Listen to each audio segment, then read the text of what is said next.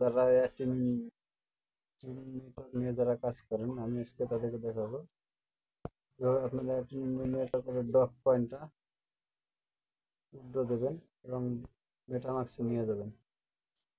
সেজন্য আপনাদেরকে টিম নেটওয়ার্কের ভিতরে যেতে হবে।